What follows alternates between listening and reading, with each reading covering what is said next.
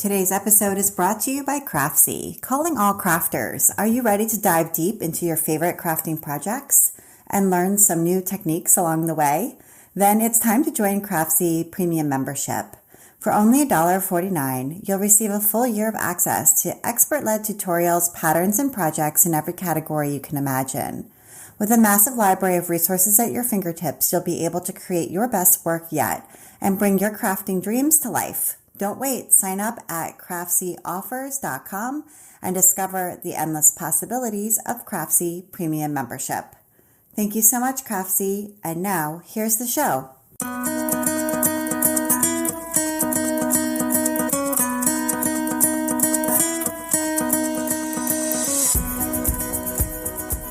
Welcome to episode 251 of the Craft Industry Alliance podcast. I'm Abby Glassenberg. Craft Industry Alliance is a community for craft professionals where you can strengthen your creative business, stay up to date on industry news, and build connections within our supportive trade association. Check it out at craftindustryalliance.org. Today on the show, we are talking about owning a local yarn shop with my guest, Sally Moore. Sally is the owner of Parker Avenue Knits, a local yarn shop in Detroit, Michigan. She opened the shop in December 2021. Sally is also a litigation attorney and has been practicing law since 1986. To Sally, litigation is an advanced selling exercise. Evaluating facts and assessing circumstances leads to the meaningful attainment of goals, whether you're in the courtroom or you're selling yarn. She began knitting when she was 10 years old and has been an avid knitter for the past 15 years. And one thing she loves about knitting is that it's an exercise in self-expression within the confines of a pattern, allowing her to both adhere to rules and showcase her individuality. So Sally Moore, welcome. Thank you, Abby. I am so glad to be here. I'm so happy to have you here. I met you first in person at H&H Americas when you came and worked for a stretch of time in the Craft Industry Alliance booth, which I so appreciate. And you are also so naturally good at it. Like random strangers walk up, they're like, what is this? And then you have to talk to them and explain it to them. And I had never met you before, but immediately you were like explaining this business to them completely well. And I was like, wow, this person knows how to talk to people. That's what I do. So I thought that was pretty amazing. So I understand that you grew up in Detroit. So tell us a little bit about what you were like as a kid, and were you creative? Were you knitting? What was your household like? Oh my goodness. Yes, I am born and raised in Detroit proper. Detroit is one of those cities like Chicago, like New York, where people say Detroit, and then when you ask them where, they give you the name of some suburb. So I grew up in Detroit proper, and just ordinary. I don't know what's ordinary or common, but my mother was a crocheter and a knitter, and I remember as to this day some of the things that she created for me: outfits, a cape with Raggedy Ann buttons, a pantsuit that I carry the photo of me styling at about 5 or 6 years old, my little crocheted 2-piece pantsuit. I carry that photo actually in one of my knitting bags because it is one of my prized possessions and favorite memories. So that was sort of my exposure. It was just a thing. My mother did Afghans. And it was an ordinary part. She wasn't fanatical, but it was just an ordinary part of something I saw going on in my home. I tried my hand at it at about 10, and it didn't click. I was very much one of those, I didn't get it right the first time. The world is going to end. I can never do this. Don't ever, I did the same thing trying to make my first cake. So that was just my personality. So it didn't take, and I moved on, and then I went back to it much later in life. I just kind of had some quiet time, or found myself stumbling into this yarn shop that was in Detroit at the time. And it just created a world that I could exist in. I picked it back up and I've been going for the last 15 plus years now. Right, right. Okay. So in between there, you went to college and law school and started this career. That can be a pretty intense experience. And I understand that your sister is she a lawyer as well? Yes, yes. Yeah, my Right. sister as well. And our father was also a lawyer and a judge for 30 years. So it was part. My mother was an educator, a teacher, and Okay. librarian. So that was kind of our world. So I think I don't see it the same as a lot of people. It was very ordinary to me. It was law school. College is just an extension of high school in my world, and college and law school is just what you do until you figure out what you want to do. You just keep learning. I just Hmm. came from a household of persons who truly valued education, who exhibited the benefits of education, and therefore I knew there were just some non-negotiables, not just put upon me, but ultimately instilled in me that this is a good thing. My father was an 8-year-old orphan. Both his Oh, parents were deceased by the time he was 8. He was kind of in the middle of a set of his full siblings. There were 5 of them, and he was sort of in the middle. Three boys and 2 girls, and so he everything that he did for us, everything that he built, everything he achieved was because not because someone was making him do it, but because he just believed in doing the next. And he came up in a time that was, the automotive. He actually worked in automotive. It's a regular Horatio Alger story. He comes to Detroit from Chicago. He's 15. My father was a very, very large man. He actually just passed away this past April, at 89. But he was a physically large man and always kind of a big, husky kid. So he was 15, going to high school and working in the plant, because in Pontiac, Michigan, in the 50s, early 50s, we had a lot of automotive plants. So he could work for Cadillac, he could work for Pontiac, etc. And even though he had these good jobs at the time, he graduated from high school and walked away from them to go to college, which was a little progressive at the time. So, but it was what he believed in. And he ended up going to the University of Michigan. And then following that, he went to Wayne State Law School. My mother is born and raised in Detroit. They met along the way, and the rest is history. right. Wow, what an incredible model and of a hardworking, determined person who truly, yeah, Horatio Alger for sure, like truly created his own success. That's an incredible Absolutely. legacy for you to grow up with, and very Yes, inspiring. Yeah. absolutely. Absolutely. So you went to law school, and picked up knitting. Was knitting a way for you to, like, I'm wondering that first trip to that yarn store, were you feeling bored? Were you feeling stressed? Were you just curious? Like, was knitting at that moment in your life filling some sort of, kind of need for you? It was community. In retrospect, it was community. I wish I could remember what I was doing in the Fisher building, which is where the business was located. And the Fisher building is an iconic architectural structure here in Detroit, and quite frankly, in the U.S.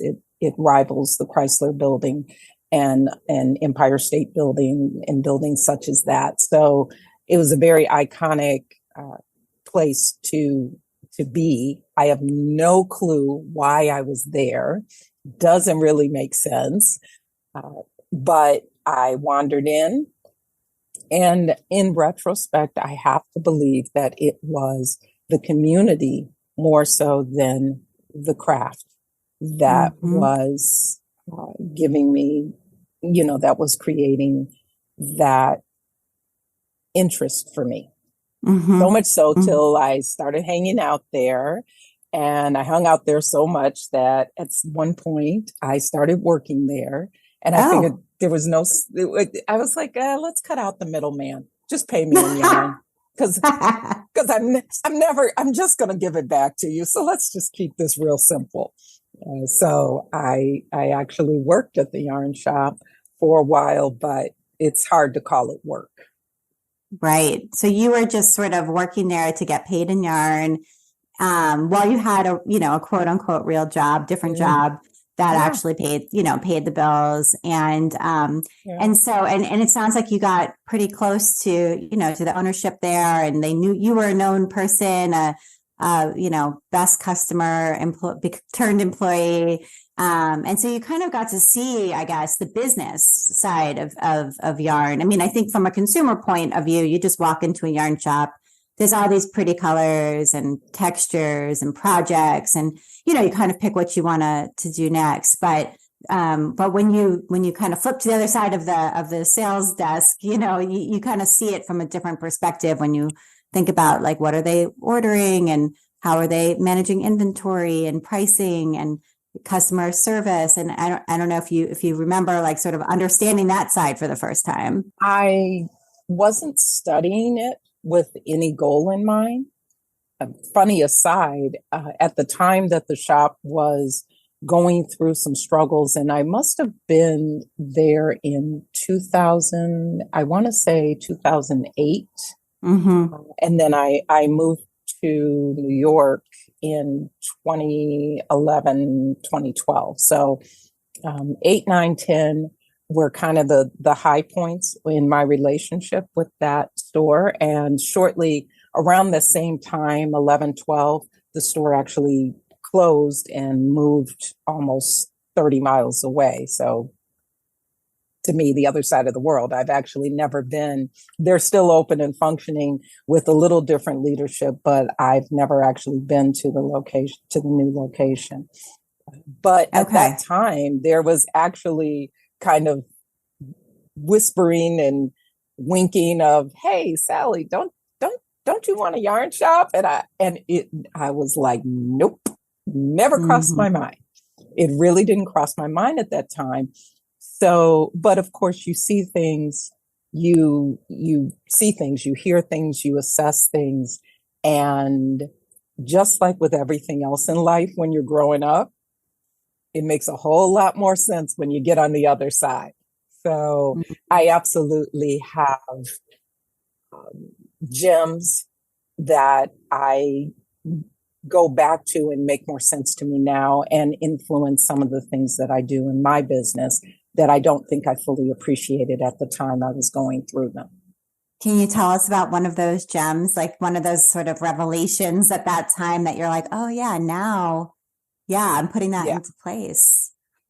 Yes. And because this is this podcast is typically for business owners, I don't feel as crunchy sharing that I practiced saying no before I opened my business, because I knew that you were going to get, well, can you get this yarn? And there's an instinct, there's this knee-jerk reaction to just say, yes, I can get it. And then you have to pay shipping because you're not making your full order. You have to buy 10 when the customer only wants 1. Oh, and by the way, the customer isn't even going to want that 1 when it actually comes in, just so you know. But and in the moment, you're thinking, this is a sale and somebody else is going to get the sale, and this is money I could make, and this is a customer that I could, wow, and I want to do this. But I had seen that scenario play out in a way that I didn't think was very advantageous most of the time. So I very much had to get my game face on and be prepared to say no. And it's a complete sentence. No, I can't get that for you.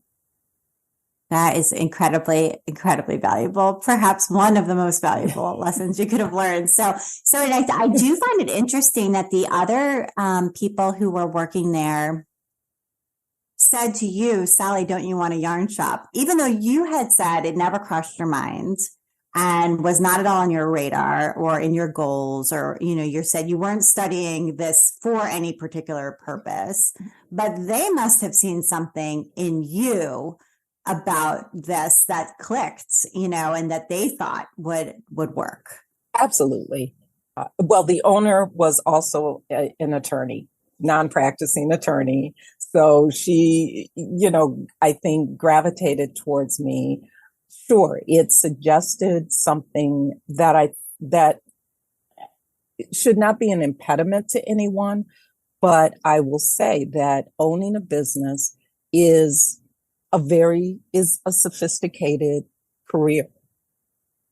No matter what the business is, the ownership and running of it is a very sophisticated career. And there are lawyers who can't run law firms.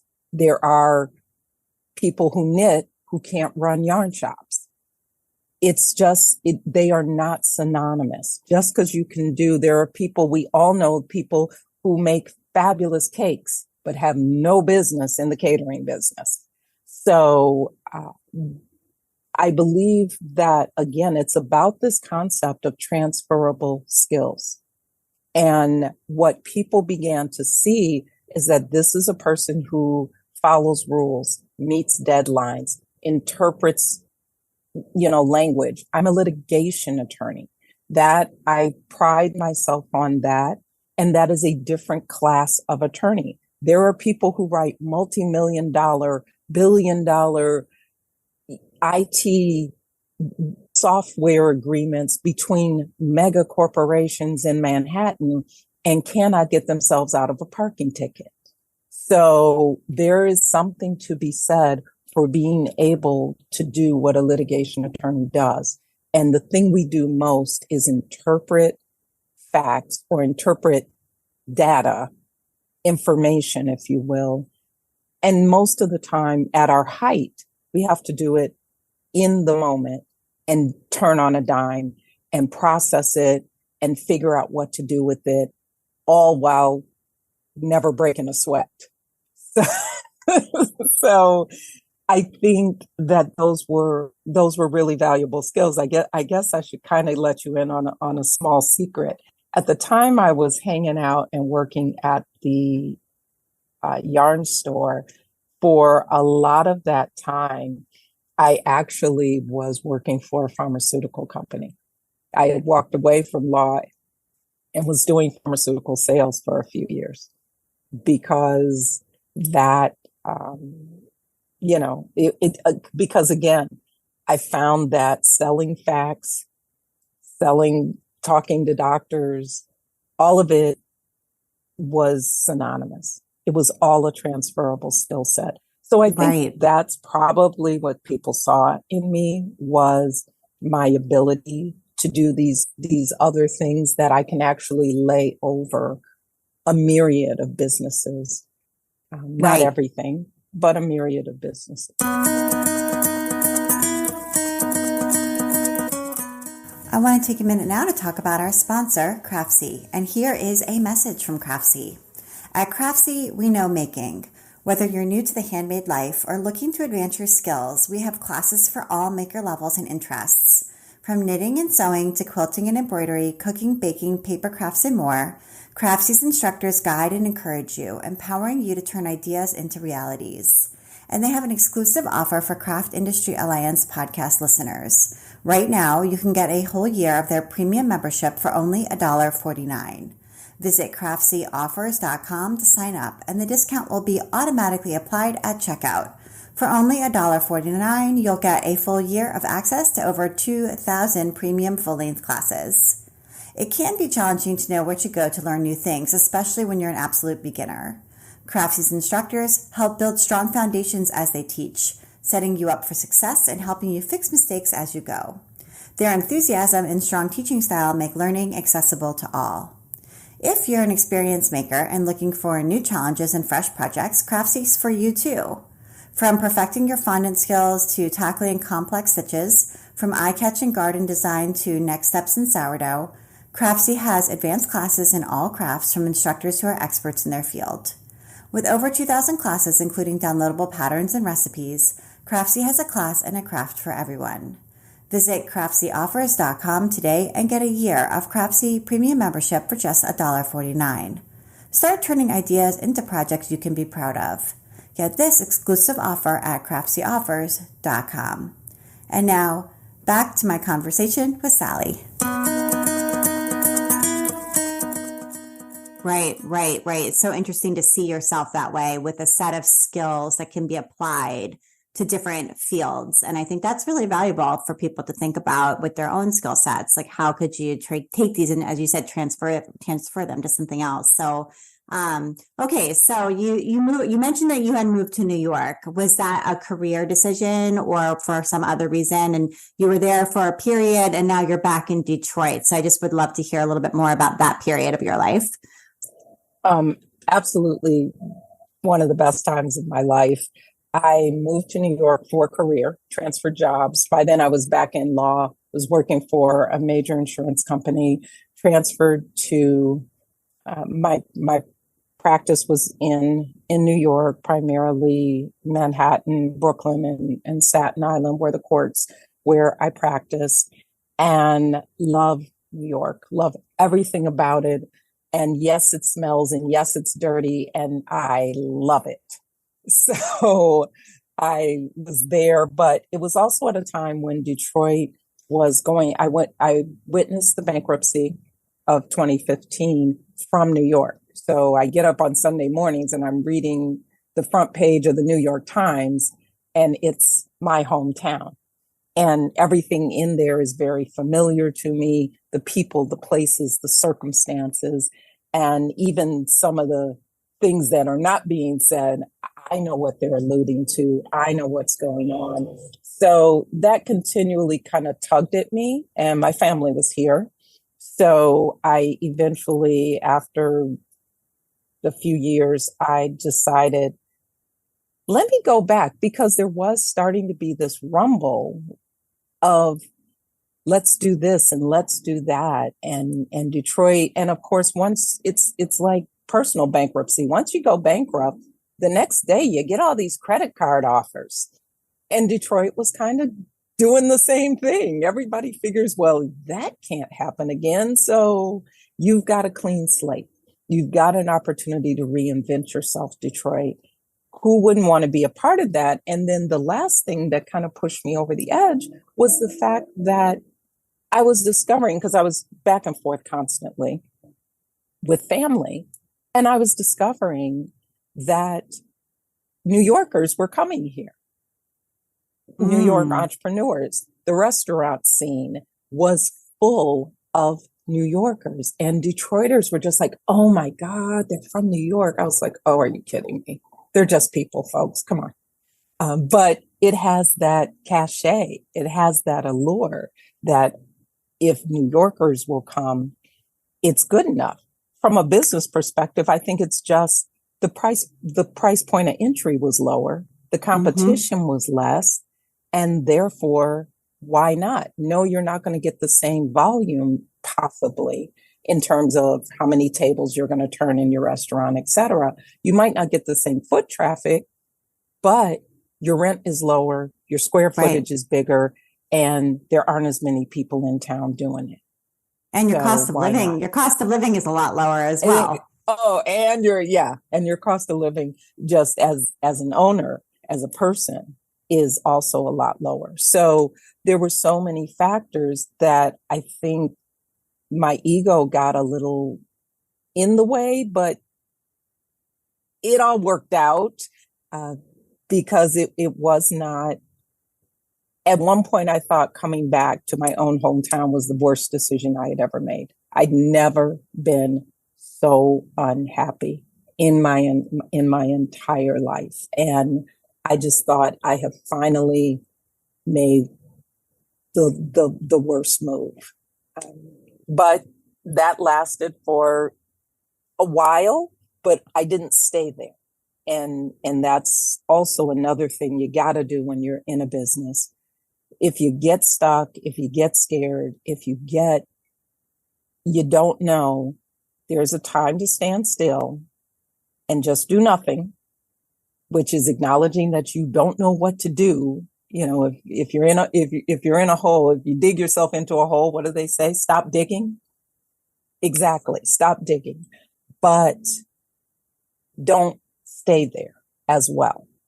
Continue to say, okay, what am I going to do next? How am I going to move forward? So through kind of my malaise, I had to keep looking for what was going to help me get out of this, because I knew I wasn't happy, elusive term, but I knew I wasn't happy. And I had to figure out what was I going to do to move forward. And that's where entrepreneurship for me. Right. Yeah. born. And you've entered more than one like pitch competition. So I think that's really interesting and is good to talk a little bit about. So there was one, I think, was that one Motor City Match? Was that the first one that you entered? Motor City Match was probably one of the first.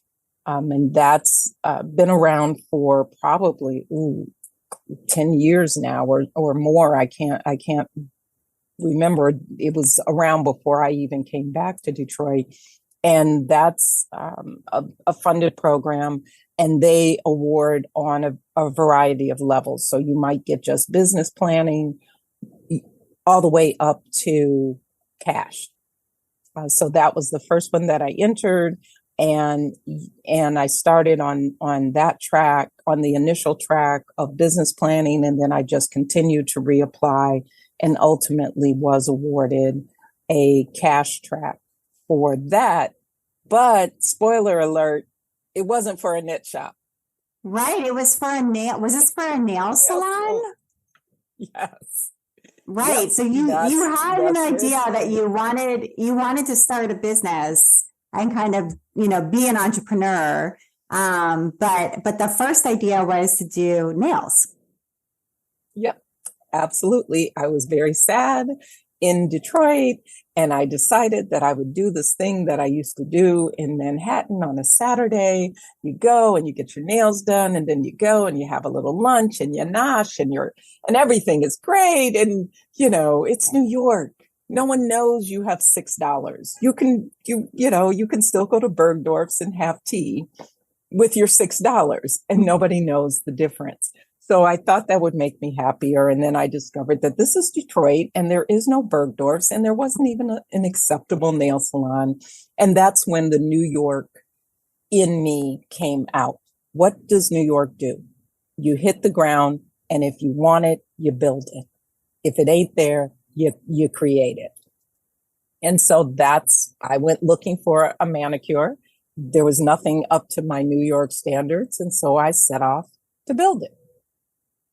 Right. And you entered and won another pitch competition with that idea, the Michigan Women Forward contest. And somewhere in there, the idea for what you were going to do as a business shifted away from nails and toward yarn. Was it part of that competition, that second competition process that changed your mind, or how did it shift to being a yarn shop?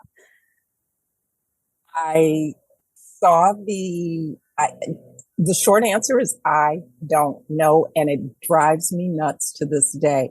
All I can recall is that who, by the way, had already agreed to fund me through a community loan for the nail salon.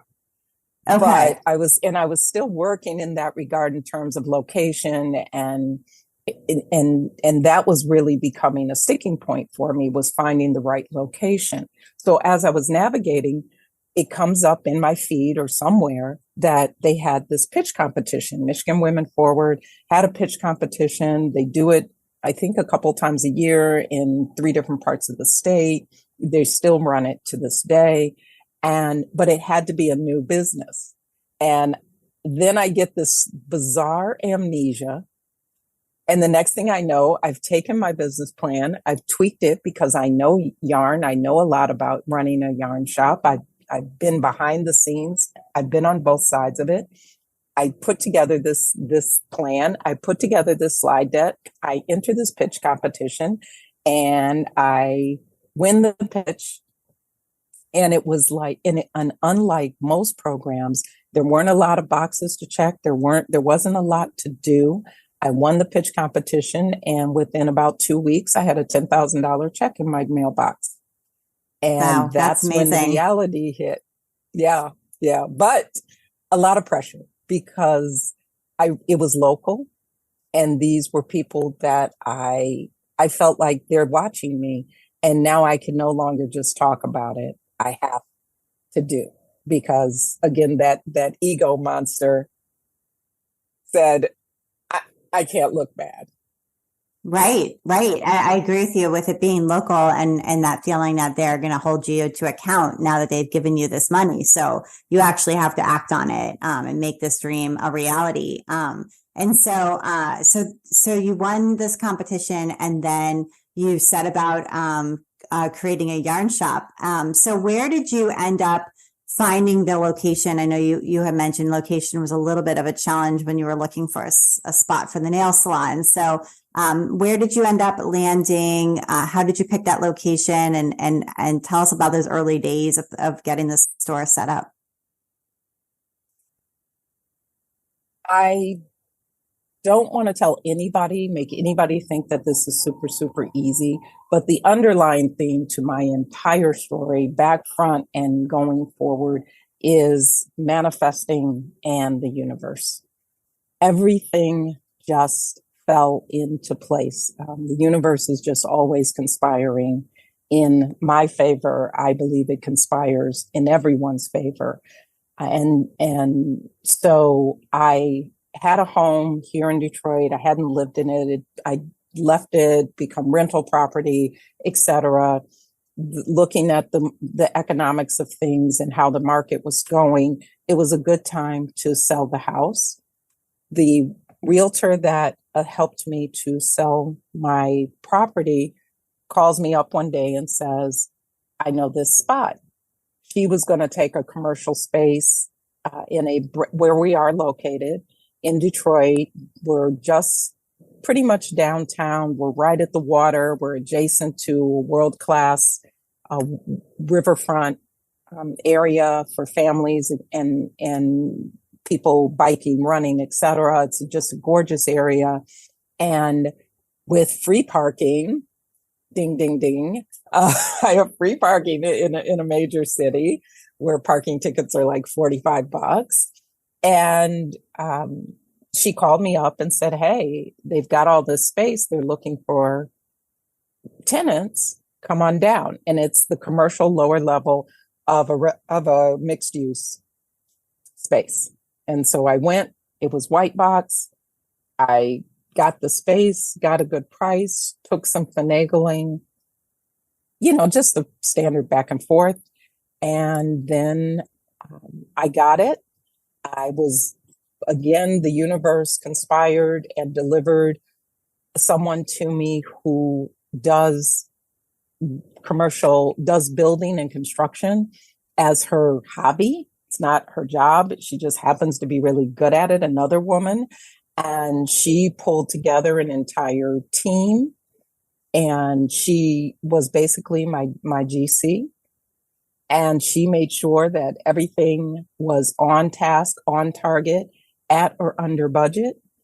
And we just walked it down. But it was the most seamless, stress-free experience, the most fun I've ever had. And I know that most people don't have the joy of saying that, about a construction project, but it absolutely was. And the shop has a pretty big like lounge area, like community space, I would say. In comparison to some yarn shops you might be imagining, where you sort of walk in and there's a lot of shelving and a lot of tables with yarn and product on it. And not a lot of places to sit down necessarily, but your shop is kind of the reverse. It's got a lot of community space. And I don't know if it's still there, but at one point I think there might have been a DJ booth as well. So It talk a is little bit there. about it's still there. Okay, good. About your design or, sort of idea for what the interior, how it would function.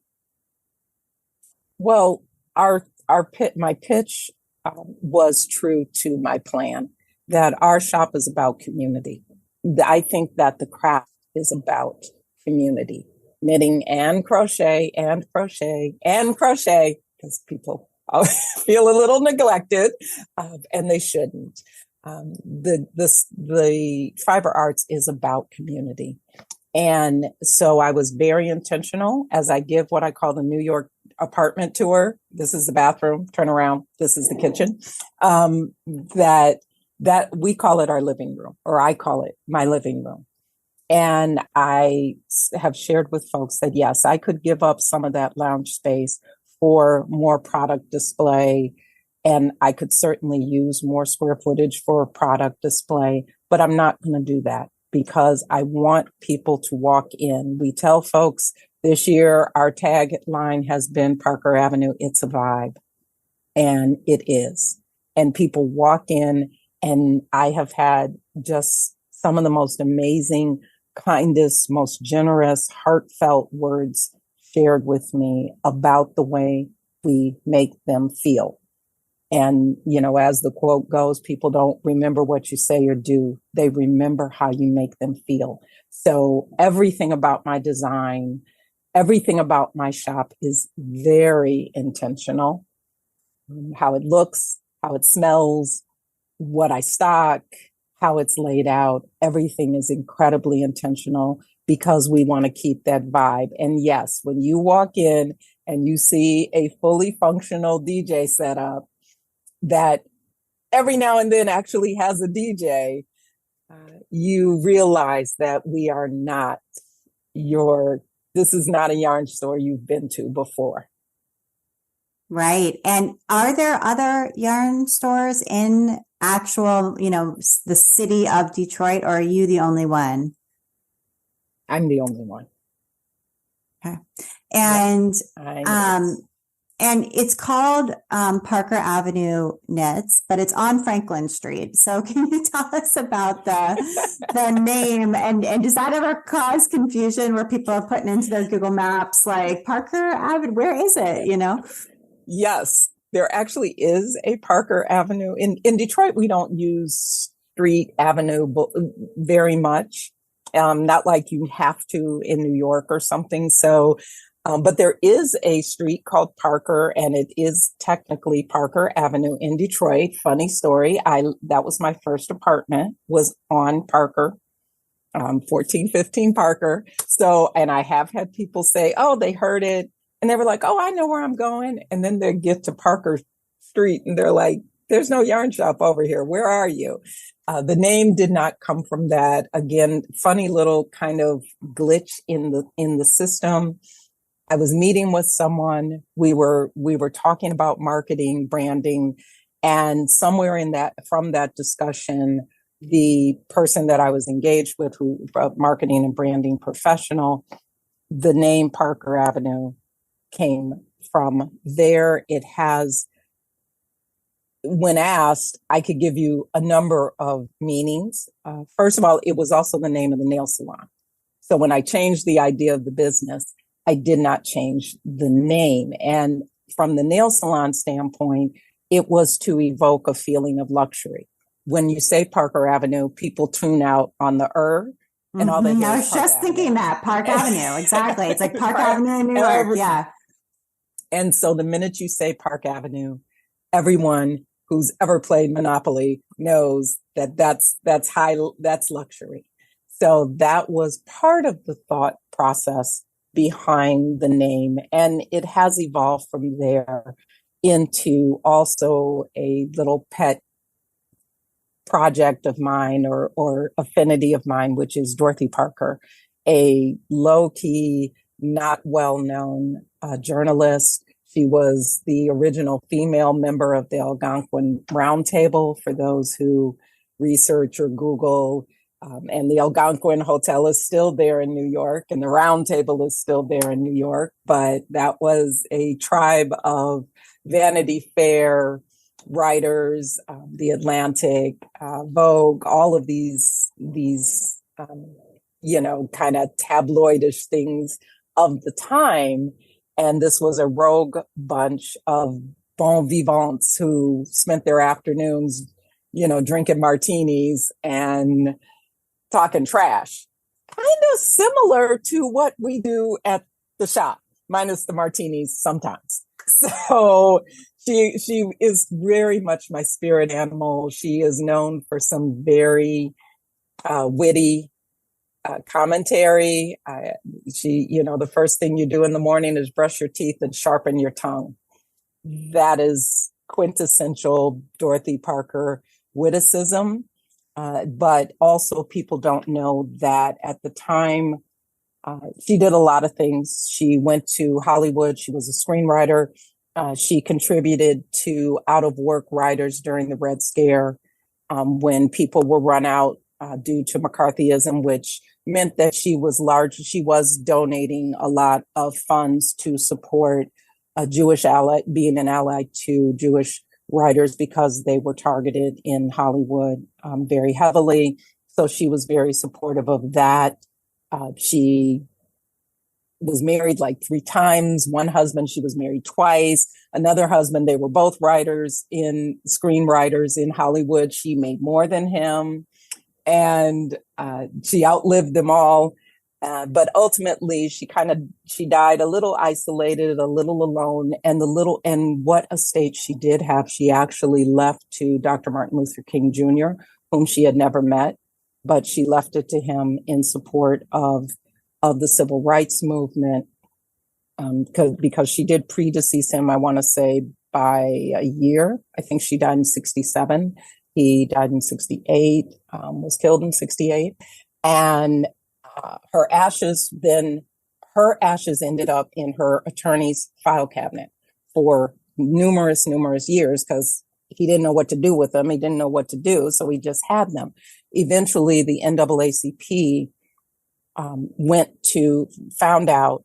They retrieved her ashes. They actually had her interred at their national headquarters in Baltimore. And only in the past, I want to say, COVID throws time off, so it could have been 5 years, but just in very recent time, the issue was settled between the NAACP and her and Dorothy Parker's family. She was disinterred, reinterred in New York, I want to say in Queens, in amongst her family in a cemetery there. However, the NAACP still owns her rights, and as vis-a-vis the estate of Dr. Martin Luther King Jr. So she was a pretty interesting character, and it speaks to me. Right. Yeah, absolutely. That's really fascinating.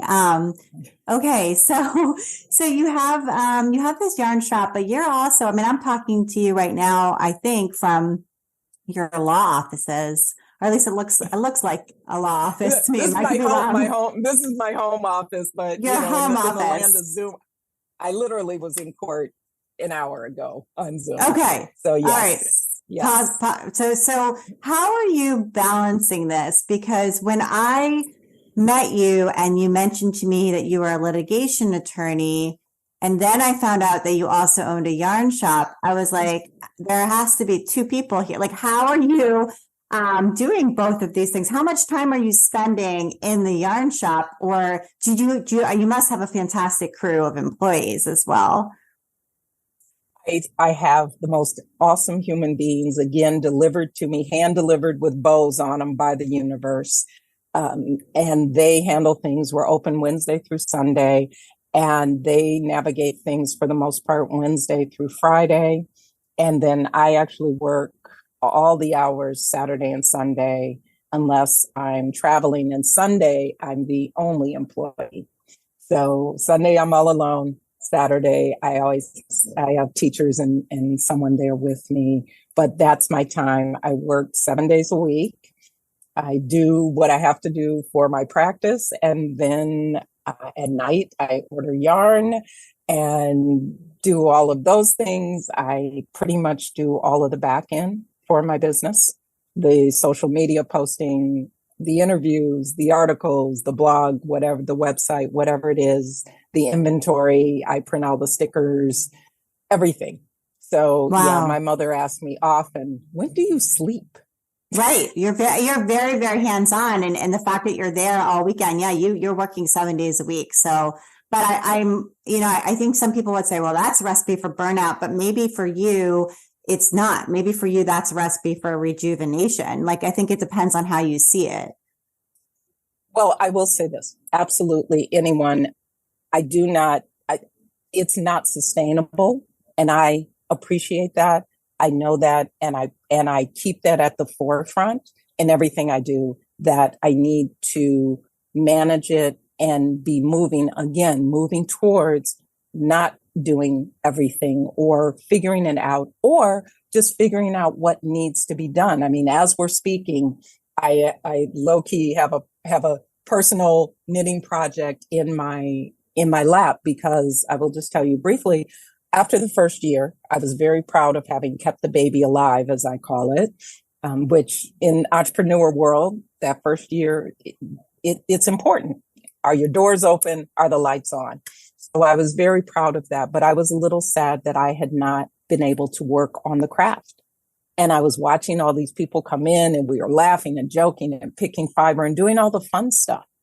And I was not getting to do that. And so I had a talk with self and said, self, what do you want to do? What's important? And I just decided that every yarn doesn't have to be ordered every day, every night. I am entitled to get a few rows in. So that's what I started committing to doing. I have finished. I wasn't a big finisher in the first place. Let's just be honest. I'm not one of those knitters, but I've started to finish some projects here and there and be able to have that feeling. And it's forced me, but yes, be mindful of it. I will tell you, I actually have another thing that I devote time to, and that is that I do entrepreneur mentorship. And I do it for dreamers, as we kind of refer to them, because I don't think I'm qualified to tell people much more than the path I've been on and the path I'm traveling. And there are those that actually, they find benefit in the encouragement and what have you. But these are the same things that I preach to them. I also listen to for myself. Is yes, be mindful. This is not sustainable. And the Sunday thing, I actually I always have to fix myself when the first customer shows up on a Sunday, because I race to get there at least an hour before. I usually do an Instagram live, which is my time to say thank you to anyone who might follow me, whatever 6 people are out there, and to share with them and let them see the space. And I show them new stuff, and kind of let people get a taste of our vibe and our feel, especially if they're far away. And it was my time to kind of, in the beginning, it was just time for me to sit there and be like, God, what have you gotten me into? And what are we doing? And I don't know how to do this. And then 12 o'clock comes, you unlock that door and you pretend like you know what you're doing again. So Sundays really were rejuvenation for me. And I absolutely love that time. And now I get more and more customers. So, but that's okay. That's a good thing. That's a good Yeah. thing. And you had a really beautiful article, just as the last thing to talk about before we get to your recommendations, in the Detroit Free Press. They came right around the time that you opened and took beautiful photos, and the article is long and very celebratory. So was that like a turning point for you when that came out? I'm imagining a lot of people saw it and were like, oh wow, I want to come in and visit, maybe even people visiting Detroit or, bringing people in for the first time. Absolutely. There's nothing like free advertising. But I was just so, again, the universe just, I did not orchestrate that. There was no press release. That was brought to me.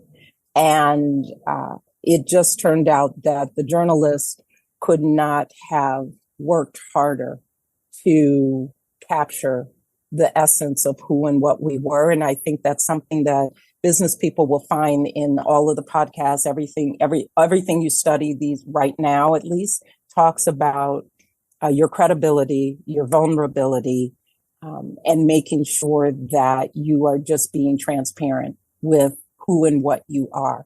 And that came through in that article. And it is totally true. It's totally who we are. And every time somebody comes in, I think they're almost a little surprised that what you see is absolutely what you get.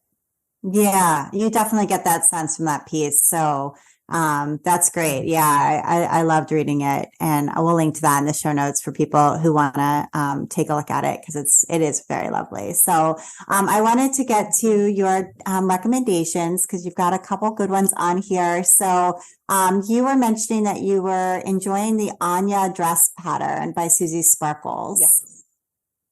Yes, that's actually what I'm working on right now. The second one.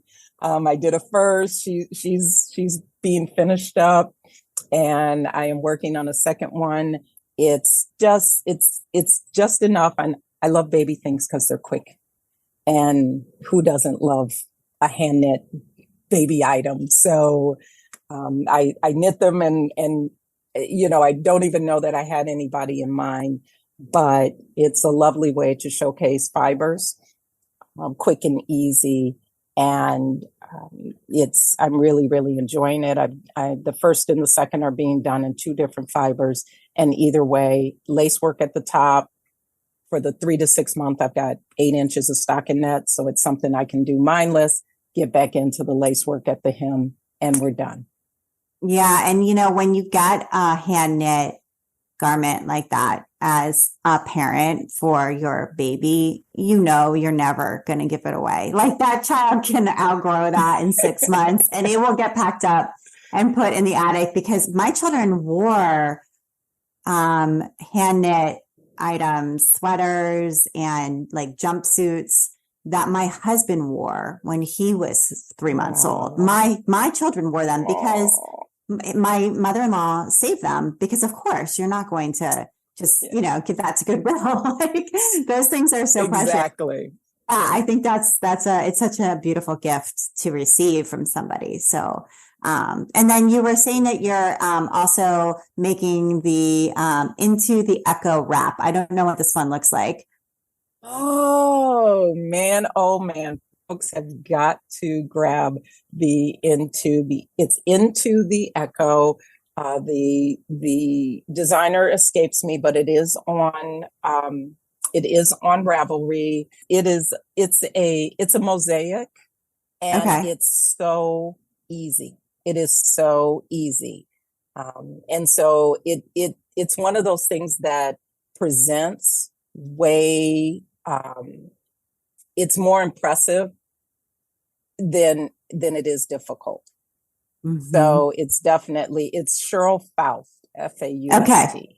Thank you. Yep. Cheryl Faust, Into the Echo. Check, the photos are phenomenal. And I can tell you that it once you pick your colors and start working it up, it is stunning. So we've got, I think, 4 or 5 folks throughout the shop we're all in progress, and it's one of my faves. Takes a little concentration, so it's not my travel piece, but that's awesome. And your last recommendation is a business book called Fundamentally Different. I have not read this one before. So is it focused more on creating culture, like company culture? Yes, very much about company culture, and I think it resonated with me because when I talk to mentees, I talk about the 5 W's plus H: when, what, where, why, and how. However, I tell them the why is going to be your compass. Why is what is your North Star? Why is the thing that you measure every opportunity and decision against? Does it take me closer to my why or further away?